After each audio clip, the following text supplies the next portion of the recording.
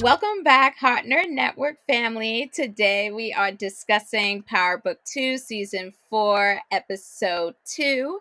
I'm your host, Hot Nerd D, and we have the lovely Hot Nerd Chimana joining us again. So say hello to the folks one more time for us. Hello, beautiful people. Hello. Yes, but before we dive in, don't forget to like, comment, and subscribe to stay updated with all things Hot Nerd Network. But yes, let's get to it, starting with the recap. So, this episode opens up with Detective Carter investigating the recent shooting of Agent Young. He ends up questioning not only Davis, but Tariq as well. The Tejada family is still on the search for who shot at Monet last season. They're coming up short with answers because Drew and Diana are still trying to hide the fact that they were the ones actually behind the plot to have her killed. Noma wants to expand her business in the States utilizing the Russians. Um, Monet addresses Noma for this partnership because they don't have the best relationship with the Russians, which leads to the plan being ruined. However, Effie comes up with a plan with the Russians to reconcile the deal.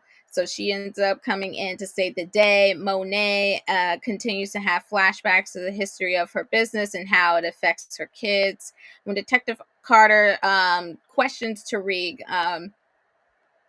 he mentions that Witset may be putting Tasha and his sister out, so he goes to visit Tasha to check in. Monet overhears Diana and Drew talking about her, and now she's starting to get suspicious about maybe it is her own children that could have been behind her being killed. We do find out finally that Diana is indeed pregnant. Tariq and Brayden create plans to try to get back into business. Monet ends the episode questioning Tariq, and she ends up coming and it ends up coming out that someone other than her went to visit Kate Egan to give for information on Tasha's whereabouts, putting her and Yasmin in a dangerous situation. So now that Monet is clear that somebody else is speaking on her behalf, now that even opens up more suspicions as to what really went on with who was trying to plot to kill her. So I will pause there. What stood out to you, or what was your favorite part of episode 2? Okay, first off, I'm loving how this is going this season. I'm loving the backstory of Monet and how she brought up her kids and how they were raised. I love a good backstory. It's starting to all make sense how each, like Drew, Kane, Diana, how they are or why they are the way they are right now. Mm-hmm. And it's giving me so much more depth to each character. I'm like, okay, this is why Kane operates this way. This is why Drew operates this way. So I love the backstory. Now we know more about why Monet acts the way she does. It's starting to all make sense, and that her cousin, I believe that's her cousin, No, who's been it's just staying sister. Okay, her sister who's been staying with her is also revealing like how they grew up, why Monet makes certain decisions the way she does. So that I'm really enjoying that segment in this season so far, and I can't wait to see more about their backstory. But one of my favorite scenes this episode was when Detective Carter and Tyreek were in the like hallway or something, yeah. and Detective Carter had a man-to-man conversation with Tyreek saying, "You are just like your father. You can't lie to me, this and that." And Tariq really held his own. It's like you could tell he was nervous because, his soft spot's his mom, and Mhm. Detective Carter being such a seasoned detective, he knows how to get to people, how to, get inside their head and be like, hey, I could tell by your breathing and what your instincts like, but you can Yeah. tell. And so that was my favorite scenes this episode, honestly, because it's like, will this be the one to take Tariq down? Who knows? We'll see. Yep. I agree in terms of the development of Monet and like really understanding her backstory because um they were talking and the sister was saying like, I remember when you used to you wanted to be like me, like, we had almost a similar trajectory, and then you made certain decisions and I made mine, and now, kind of look to see where those are, like, where we're at now. And I think this was, I wouldn't say necessarily the first moment, but it's a real moment for her to really have to reflect on things that she, weren't really a factor. But she had to even admit itself, like, I raised them to be this way. Like, I raised them to look at me and to maneuver and do these sorts of things. And so, can I even be really this surprised? Like, this is actually what I trained them for. If they weren't doing this, then that might actually be a problem, that I might not have been as good as I thought in terms of, trying to teach them the ways of how to navigate this specific world and this specific business. And so I definitely do think, we are getting almost a softer side of Monet because we're used to just, hard of, I don't care. It is what it is. The business, the family, that's the only priorities. Everything else can, fall by the wayside. But yeah, it's nice to see just a different side of Monet. Once again, yes, a softer side. One that is trying to be a bit more remorseful or uh, possibly even apologetic. But I think this is like a good start to really see how that, kind of makes her as a whole kind of character instead of us seeing her just through one specific lens. Hmm. Um, one part that really stood out to me too is when they were talking about success, like during their class, and like, how do people get success? Is it someone kind of rising from all of their challenges? Or Effie was explaining in her own way, no, successful people know how to create success for themselves, and so that's why they're able to build upon it and to kind of keep themselves in a successful position. So I think she kind of showed that when she was dealing with the Russians, how the first plan, she was trying to create her own like lane in terms of getting in a higher position with Noma. So she's like, okay, well, if I close this deal, then you should promote me. And then even when the plan faltered because Monet interrupted, she was still able to come in and, once again kind of reconcile the deal and create a new plan that still favored her to a degree. So I think that was really cool to see because, she kind of spoke what she was able to do. She is, in a lot of ways, even not even in just this season, but even past seasons and past occurrences, like you have seen Effie like really create kind of like her own magic or create her own lane, and, is able to somehow, finagle her way through. So I thought that that was really a really good point. And this is one of the reasons why I love this like storyline in general. These classes, if you notice, every class kind of gives you a foreshadow of the episode and what's to come. And someone in the class, I think it was Tariq, correct me if I'm wrong, he was Mm-hmm. like arguing about how to gain success. He's like, it's whoever wants it the most at the end of the day. It's like through no matter what defeats, it's who wants it that Yes. bad.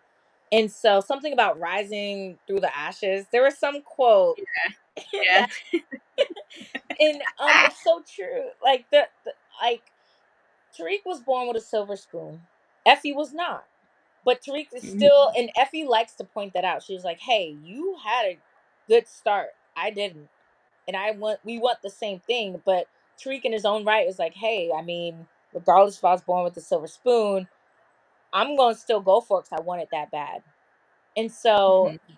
that to me makes me think. I'm like, "Hey, like outside of just the the show, like they." do give out, you know, things for the viewers to think about. It's like, hey, do you want, regardless of where you start, do you want it that bad, and what will you do for it? And so I love how each character, they all essentially want the same goal, but they're all going about it in their own way given the resources that they each have. So it's Yeah. very, it's always well written. I appreciate the art. Just want to say that. Yeah. I definitely agree too, because it just like, I don't know, I feel like that was a huge theme specifically for this episode, was like, how do you go about success? Like what, like how do you like create it for yourself? So Tariq, a lot of his um success is coming from a lot of the struggles. It's literally because he has one problem right after the other, right after the other, right after the other. And I think on the other hand, though, for Effie, like she was in a bit of a comfortable spot this episode in terms of like, one, well, she did have to reconsider her engineering interview to help Kane out, so that he didn't die having to go and try to create a new plan to reconcile the Russians. So, like, one, it's through almost necessity, like in this regard for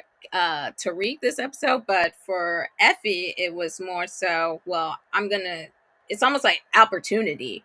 Like she created her success through opportunity or space, and Tariq is, accruing his success through struggle, but maintaining it somehow, fighting his way through and making it out on top. I mean, that is truly also to what um I think how Ghost initially in the original series had to first start out, and then he started trying to make opportunities and to create those ways for success, like when he was trying to run for office, when he was opening up the club. But it still started out first with one problem after the other, after the other, after the other, that he thought wasn't going to come back to him. So I'm wondering if they're like building this up to be like, just like your dad, these problems don't go away. Like you might be able to, you know, finesse your way out of it somehow, but they don't just rest there. There can be some sort of resurgence someday or somehow. So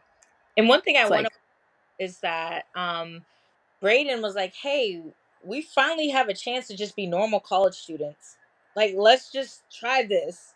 But it's almost like it's ingrained in Tariq. Like he has to hustle. He has to be in this lifestyle. Like this is just what he has to do. He can't see being a normal college student. He can't see, because he just can't. And to me, that's interesting because Effie, on the other hand, like you just mentioned, she's giving up internship opportunities, that for this lifestyle. But Effie more so doesn't have the choice versus Tariq. He has the choice to be that normal college kid, but he just can't. And it's interesting. Like once he got a taste of that lifestyle, he couldn't get around yeah. it. He can't get past it.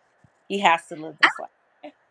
I would even argue too, like I don't think he doesn't have a choice now. I don't think, like, I think the choice has been taken away from him just because of how deep he is in it. Like a lot of the things that he is like fighting almost to maintain are costly. So he was like, I can't keep my mom safe in Witsack, with making $11 an hour, Right. cleaning laundry. Like I actually, now I don't even have a choice. Like I actually maybe want to go back to being a college kid, but those days are now kind of like long gone for us. And so And he's working now we, three jobs on the college campus. How's he supposed to study? Like, yeah, he's just like, this is not gonna happen.